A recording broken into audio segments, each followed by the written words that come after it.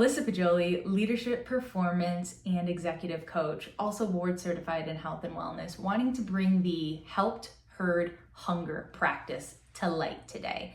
This is important because as we navigate through ending summer and going into fall, we naturally become more reactive.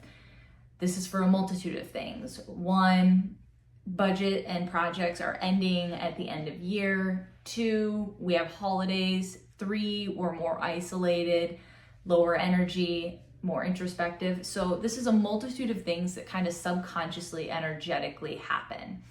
And it's much easier for a person I'll just speak for myself, like when I'm in a stressful situation or a stressful conversation where it's kind of getting passionate, it's easier for me to be able to pull back and ask a person, how do you want me to show up?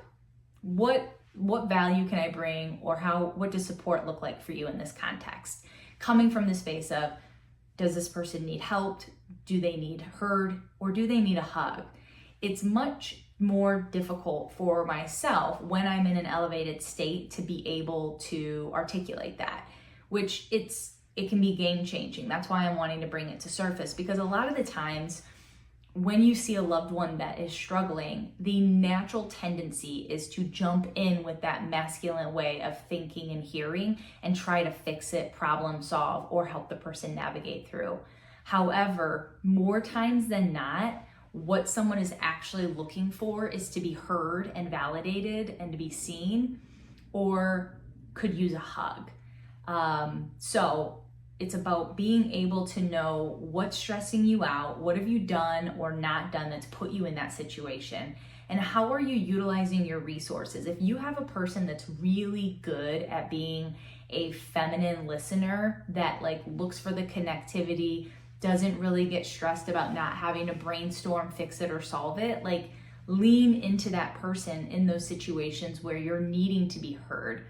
Other times, we all have people that give really good hugs, that when there is a warm embrace, our nervous system it feels like home, or it feels safe.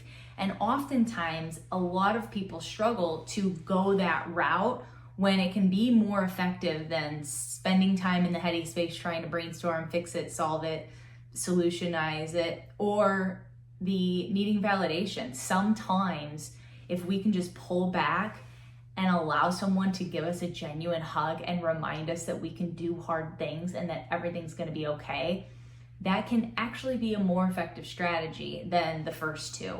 So wanting to surface this for you because it is it's so simple, but it's so easy to not apply. But when we can regularly apply it and articulate what it is we need, it will allow our unmet emotional needs to not surface as often. And the less unmet emotional needs we have, the less frustration, the less criticism, and the less complaints we have, so that we're able to regulate and articulate better. So, helped, heard, or hugged. What do you need? And start asking people, what do they need?